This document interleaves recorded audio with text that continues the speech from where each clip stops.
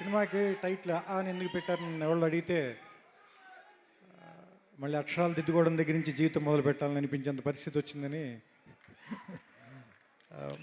ఎందుకంటే పని చేయటంలోనూ గెలవటంలోనూ ప్రయాణంలోనూ ఎక్కడో మనం ఎక్కడ మొదలు పెట్టామో మర్చిపోయే అవకాశం ఎప్పుడూ ఉంటుంది.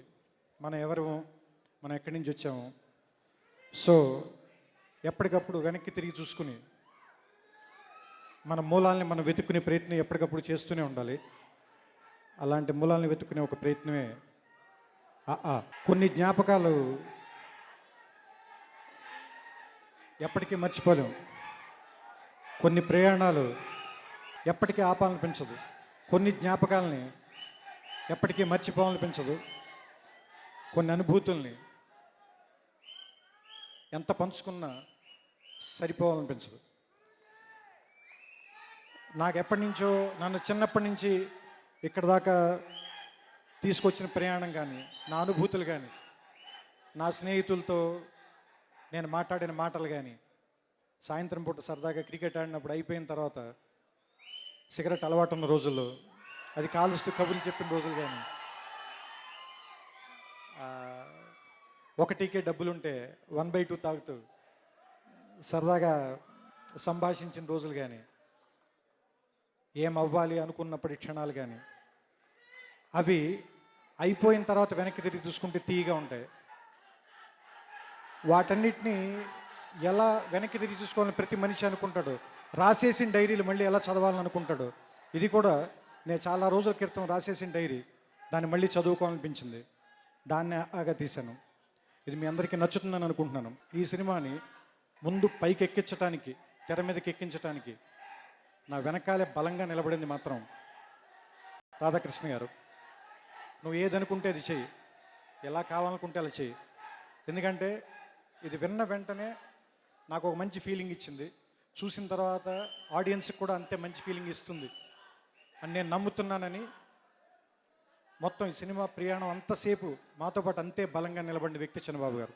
సో ఫస్ట్ నేను ఆయనకి థ్యాంక్స్ చెప్పాలి. ఇది హీరో సినిమానా, హీరోయిన్ సినిమానా అని అడగకుండా ఇది కథున్న సినిమా అని నమ్మి చేసినందుకు నితిన్కి నేను పర్టికులర్గా థ్యాంక్స్ చెప్పాలి.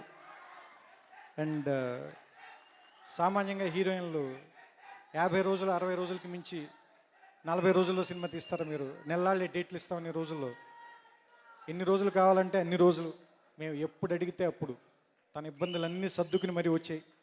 మాతో పాటు అనసూయ రామలింగం అనే క్యారెక్టర్ని ప్రాణ ప్రతిష్ఠ చేసిన సమంత గారికి మనస్ఫూర్తిగా నా థ్యాంక్స్ చెప్తున్నాను. అండ్ నదే గారిని చాలా బాధ పెట్టాం ఈ సినిమాలో. ఎవ్రీడే బోల్డ్ అని డైలాగులు. ఆవిడ నిజంగా ఈ సినిమాలో చదువుకున్నంత చదువుకుని ఉంటే ఈ పాటికి గొప్ప కలెక్టర్ డాక్టర్ అయిపోయింది ఆవిడ. అంత చదువుకుంది ఆవిడ నిజంగా చెప్పాలంటే. సో అందుకని ఆవిడకి థ్యాంక్స్ చెప్పాలి. అండ్ ఈ సినిమాలో నాగవల్లి అనే ఒక క్యారెక్టర్ని పర్ఫామ్ చేసింది అనుపమ. మీరు చాలా సంవత్సరాల పాటు అమ్మాయిని చూస్తారు ఇంకా మీరు ఖచ్చితంగా. అలాగే ఈ సినిమాలో నాకు దొరికిన ఇంకొక మంచి నటి హరితేజ. ఈ అమ్మాయిని కూడా మీరు చాలా సంవత్సరాల పాటు చూడాలి. నచ్చినా నచ్చకపోయినా భరించడమే తప్పదు. ఎందుకంటే నాకు ఒక చిన్న వయసులో ఉన్న ఒక అందమైన సూర్యకాంతం అనిపించింది అమ్మాయి. నాకు చాలా ఇష్టమైన యాక్టర్ ఆవిడ. మళ్ళీ అంత గొప్ప నటి అనిపించింది నాకు. And Mickey J mayor. నేను ఆయన పాటలు వినడమే కానీ నేను ఎప్పుడు కలవలేదు. ఫస్ట్ టైం ఈ కథ చెప్పడానికి కలిశాను.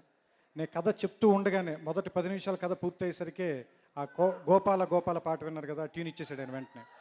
నేను కథ చెప్తుండగానే ఇమ్మీడియట్గా ఆపి నేను ఒకటి పాడతాను మీకు అని చెప్పి. సో అంత spontaneous music director.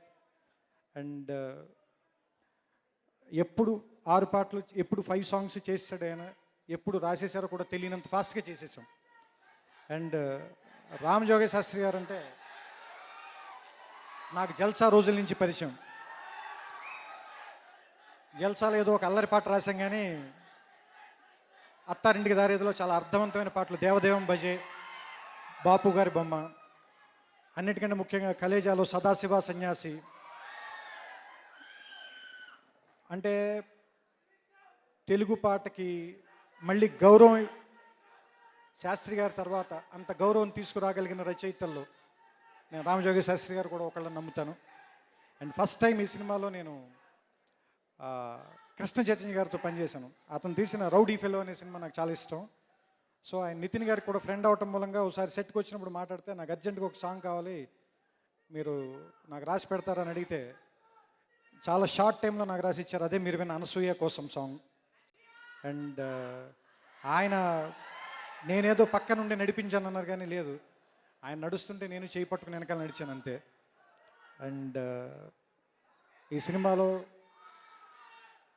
Natarajan Subrahmanyam నా పక్కనే నిజంగా నాకు చాలా హెల్ప్గా ఉండి ఈ సినిమాని ఇంత అందంగా రావటానికి, ఎందుకంటే బేసిక్గా ఇది మోర్ విజువల్గా చెప్పాల్సిన సినిమా, ఆ సినిమాని ఇంత బాగా తీసుకురావడానికి నటరాజన్ సుబ్రహ్మణ్యం చాలా చాలా చాలా చాలా చాలా ఎక్కువ కష్టపడ్డారు.